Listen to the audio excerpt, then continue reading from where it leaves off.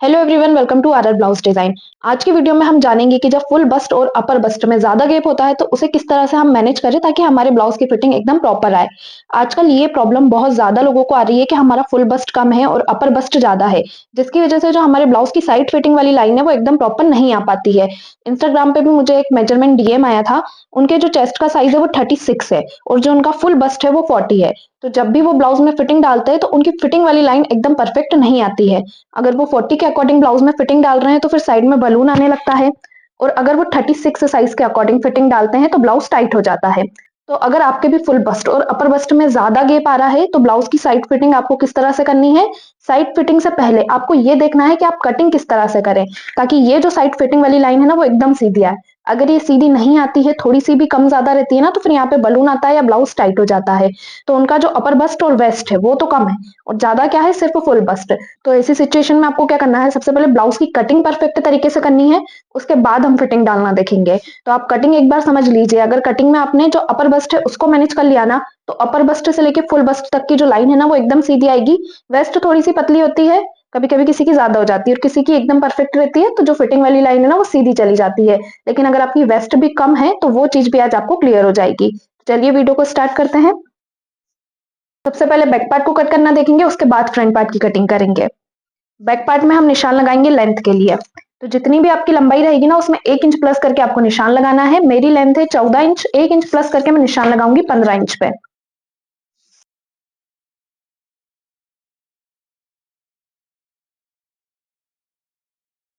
अब इन्होंने मुझे फुल शोल्डर का मेजरमेंट तो नहीं दिया, लेकिन अगर आपके चेस्ट का साइज भी 40 है तो यहाँ से आपको शोल्डर का निशान लगाना है 5.75 इंच पे। अब हम निशान लगाएंगे आर्महोल के लिए। तो आर्महोल का फॉर्मूला क्या होता है, जब चेस्ट का साइज 40 या 40 से ज्यादा हो तो जितना भी आपका चेस्ट रहेगा ना उसे आपको डिवाइड 6 करना है और माइनस हाफ इंच कर देना है। ये माइनस हाफ इंच आपको कब करना है, जब आपके चेस्ट का साइज 40 हो या 40 प्लस हो। तो यहाँ पे इस फॉर्मूले के अकॉर्डिंग मेरे आर्महोल कितने आएंगे, 6.1 इंच के। तो यहाँ से मैं निशान लगाऊंगी 6.1 इंच पे। 5.75 इंच के हम शोल्डर लेंगे। शोल्डर से आर्महोल वाली लाइन को मिलाएंगे और चेस्ट लाइन को भी स्ट्रेट करेंगे।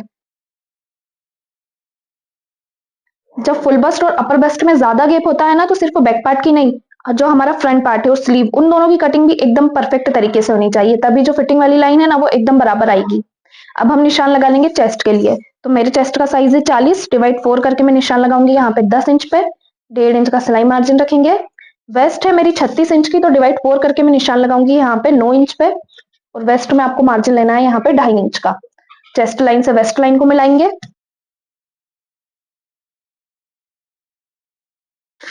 आर्महोल गोलाई के लिए निशान लगाएंगे, तो ये निशान आपको लगाना है 1.25 इंच पे। कर्व को रखेंगे और इसका शेप देंगे। जो आर्महोल रहेगा ना उसको बैक साइड से आपको हाफ इंच जितना माइनस करना है और इस तरह से राउंड में शेप देना है। ये आपके बैक पार्ट के आर्महोल की मार्किंग रहेगी। जब भी चेस्ट का साइज 40 से प्लस चला जाता है ना तो यहाँ पे गोलाई का निशान हम 1.25 इंच पे लगाते हैं। अब हम निशान लगाएंगे नेक के लिए। तो यहाँ से मैं नेक की विड्थ रखूंगी 2.5 इंच। नेक लंबाई के लिए निशान लगा लेंगे। तो यहाँ से जो नेक की लंबाई है वो है 11 इंच। ये नेक डीप है, यहाँ से नेक डीप है इसलिए हम इसको फैलाएंगे 2.75 इंच तक। एक बॉक्स बनाएंगे और नेक का शेप देंगे।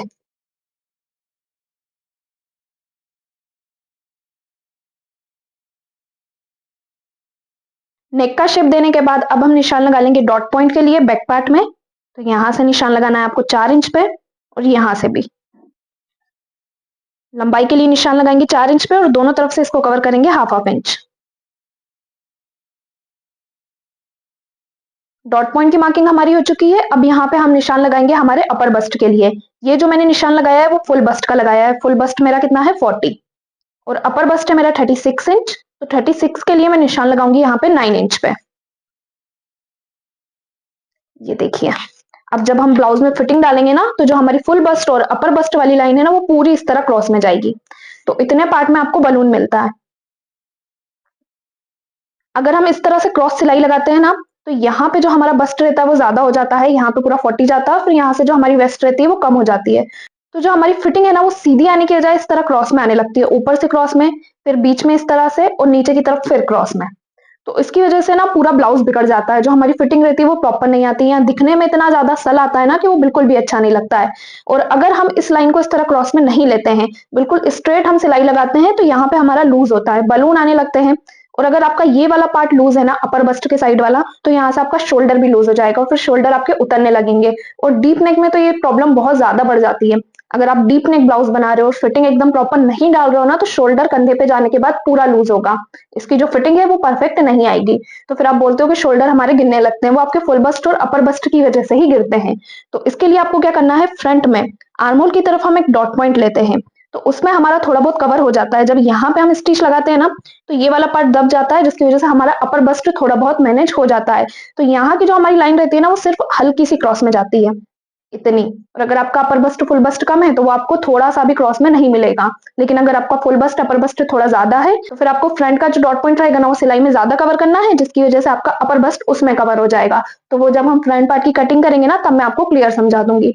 अगर आपका भी नेक डीप 11 इंच से ज्यादा है, या नीचे की तरफ आपको सिर्फ 3.5 या सिर्फ 2 इंच तक की पट्टी मिल रही है ना, तो यहाँ से आपको क्या करना है, चेस्ट को माइनस करना है। जो भी आपने चेस्ट का निशान लगाया होगा ना, उसमें से हाफ इंच कम कर देना है। जैसे मैंने कितने इंच पे निशान लगाया है चेस्ट का, 10 इंच पे। तो जब मैं इसमें फिटिंग डालूंगी ना, तो 9.5 इंच पे डालूंगी। और अपर बस्ट कितना है, 9 इंच, तो यहाँ पे अपर बस्ट में डालूंगी 8.5 इंच पे। तो ये लाइन एकदम टाइट होके आएगी बॉडी पे, जो लूज होने का प्रॉब्लम रहता है वो नहीं आएगा। तो यहाँ से हम कितना माइनस कर देंगे, हाफ इंच।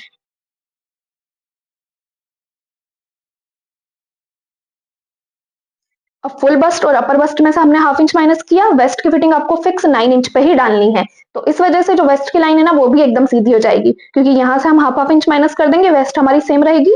तो तीनों एकदम पोजिशन में जाएंगी, फिर आपकी फिटिंग वाली लाइन भी एकदम स्ट्रेट आएगी। तो ये आपका माइनस में जाएगा हाफ इंच। हाफ इंच कम करते हुए ही आपको ब्लाउज की कटिंग करनी है, जब आपका नेक डीप रहेगा। तो बैक पार्ट आपको क्लियर हुआ, बैक पार्ट को हम कट कर लेंगे।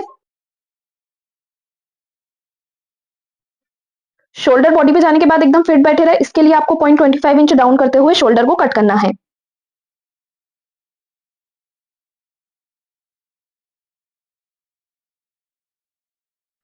डीप नेक में बैक पार्ट की कटिंग आपको क्लियर हुई, किस तरह से फुल बस्ट अपर बस्ट को मैनेज करते हुए हमें बैक पार्ट को कट करना है। अब हम अपने फ्रंट पार्ट को कट करना समझ लेंगे। फ्रंट पार्ट में आपको सबसे पहले निशान लगाना है लेंथ के लिए। तो फ्रंट पार्ट हमारा 4 डार्ट विद बेल्ट है, तो जितनी लेंथ आपने बैक पार्ट में रखी होगी ना, उससे 1 इंच ज्यादा लेंथ आपको लेनी है आपके फ्रंट पार्ट में। तो बैक पार्ट की लेंथ है मेरी 15, फ्रंट पार्ट में मैं लेंथ का निशान लगाऊंगी 16 इंच पे।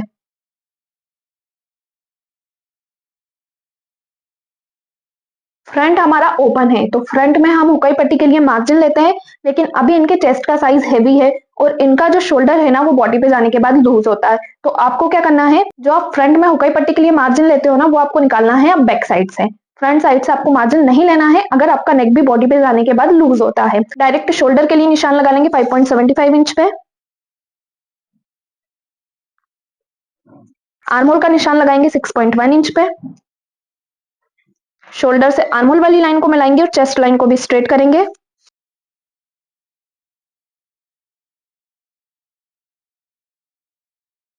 अब फ्रंट आर्मोल की तरफ हमें एक डॉट पॉइंट लेना है, जिसमें हमारा अपर बस्ट कवर हो जाए। तो उसके लिए हम क्या करेंगे, जितना भी हमारे चेस्ट का साइज रहेगा, उसमें ऐड करेंगे 2 इंच की लूजिंग। 40 में 2 इंच की हम लूजिंग ऐड करेंगे, तो हमारा कितना हो जाएगा, 42। अब 42 को आपको डिवाइड 4 करना है, तो कितना आएगा, 10.5 इंच। यहां से मैं निशान लगाऊंगी 10.5 इंच पे। 1.5 इंच का हम सिलाई मार्जिन रखेंगे।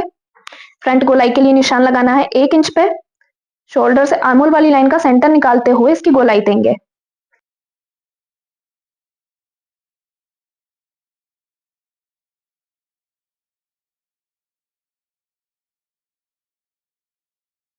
गोलाई देने के बाद अब हम निशान लगा लेंगे गले के लिए। तो गले के लिए हम निशान लगाएंगे 2.5 इंच पे। नेक लंबाई के लिए आप जितना भी नेक लेंथ रखते हो, जैसे यहाँ से मैं नेक का लेंथ कितना रखती हूँ, 7 इंच। तो जब भी हैवी चेस्ट साइज रहता है ना, तो आपको 0.25 इंच कम कर देना है। हैवी चेस्ट साइज होने की वजह से गला आगे की तरफ ज्यादा झुकने लगता है, तो जितना हमने नेक डीप रखा होता है ना, उससे ज्यादा वो रेडी होता है। तो आपको क्या करना है, यहाँ से 0.25 इंच कम करते हुए 6.75 इंच पे निशान लगा देना है। 6.75 इंच का गला भी आपका परफेक्ट आएगा, ये ज्यादा छोटा नहीं होगा। सिर्फ हमने कितना कम किया है, 0.25 इंच। यहाँ से गले को फैलाएंगे 2.75 इंच तक, बॉक्स बनाएंगे और गले का शेप देंगे।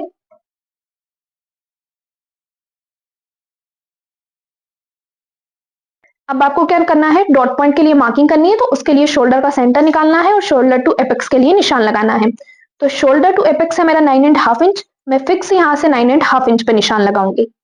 एपेक्स टू एपेक्स है मेरा 7 इंच, तो 7 का हाफ कितना होगा, 3.5 इंच, उसमें सिलाई का प्लस करेंगे 0.25 इंच, तो यहाँ से मैं निशान लगा लूंगी 3.75 इंच पे। तो ये हो गया मेरा एपेक्स पॉइंट। एपेक्स पॉइंट से फर्स्ट डॉट पॉइंट के लिए आपको नीचे आना है 1.25 इंच, एपेक्स टू एपेक्स का निशान लगाएंगे 3.75 इंच पे।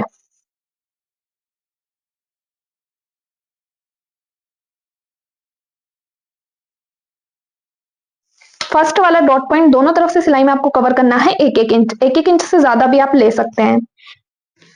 बेल्ट के लिए निशान लगा लेंगे 3 इंच पे, तो बेल्ट जहां तक आएगा ना वहां तक डॉट पॉइंट आपका एकदम स्ट्रेट रहेगा।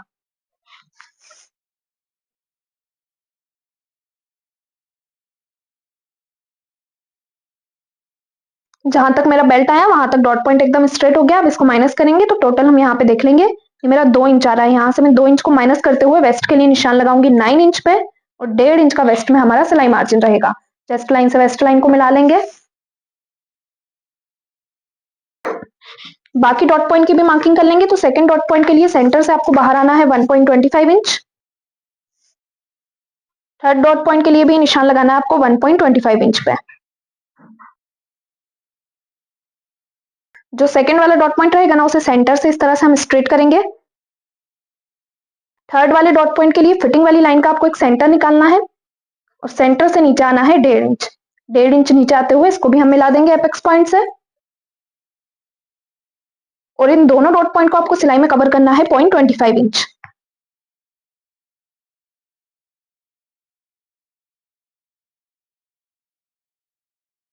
बेल्ट में हम 1 इंच ऊपर आएंगे, 2 इंच पे निशान लगाएंगे और इसको क्रॉस में मिला देंगे। और जो शोल्डर रहेगा उसको नेक की तरफ माइनस करना है 0.25 इंच। और फ्रंट पार्ट में हमें मार्जिन सिर्फ बेल्ट में लेना होता है नीचे की तरफ से 0.25 इंच का। तो बेल्ट में मार्जिन ले लेंगे।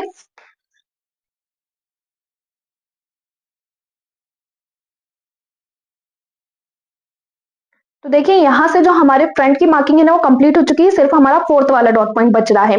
अब बैक में तो हमने हाफ इंच माइनस किया था चेस्ट में, तो क्या हमें फ्रंट में भी चेस्ट में माइनस करना होगा? तो फ्रंट में भी आपका माइनस होता है ताकि फ्रंट और बैक दोनों आपके बराबर आए, वरना जो आपका फ्रंट पार्ट है ना वो बैक से बड़ा हो जाएगा। दोनों पार्ट हमारे बिल्कुल बराबर होने चाहिए, इसके लिए हमें फ्रंट में से भी माइनस करना पड़ता है। लेकिन अभी मैं फ्रंट में से माइनस नहीं करूंगी क्योंकि फ्रंट की तरफ से मैंने हुकाई पट्टी का मार्जिन नहीं निकाला है, तो वो मेरा बैक साइड में कवर हो जाएगा। अगर आपने फ्रंट की तरफ से हुकाई पट्टी का मार्जिन लिया है तो यहाँ से आपको चेस्ट को माइनस करना पड़ेगा हाफ इंच, जैसा हमने बैक पार्ट में किया था। अब फ्रंट में हम निशान लगाएंगे अपर बस्ट के लिए, तो अपर बस्ट में भी आपकी लूजिंग ऐड होगी। लूजिंग ऐड करते हुए मैं निशान लगा लूंगी यहाँ पे 9.5 इंच पे, और ये इतना गिप जा रहा है हमारे अपर बस्ट में।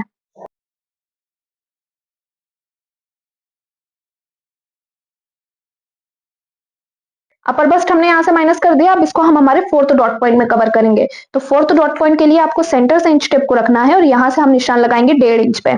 इसमें 0.25 इंच हमारा एक्स्ट्रा आएगा। ये हो गया हमारा फोर्थ वाला सर्कल।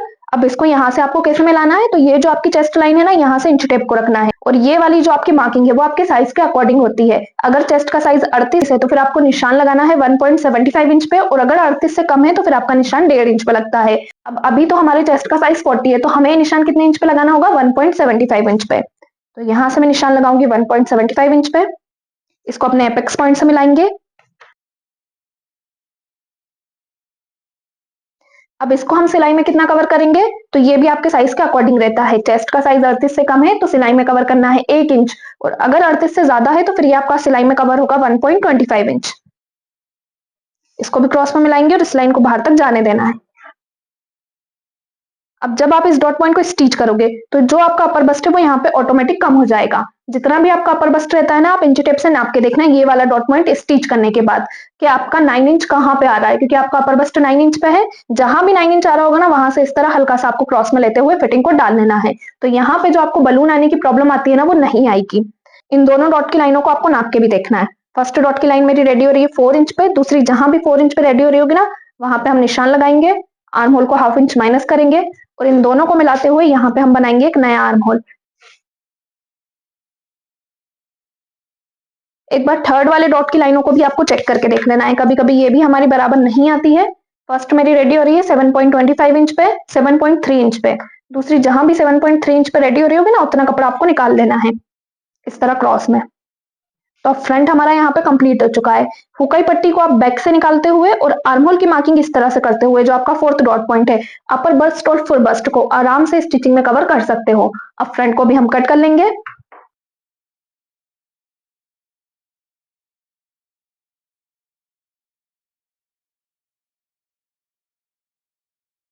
जो हमारा फोर्थ डॉट पॉइंट है ना, वो इस तरह फोल्ड होकर स्टिच हो जाता है। ये फोर्थ वाला डॉट पॉइंट ना हमारा इस तरह से स्टिचिंग में कवर होता है।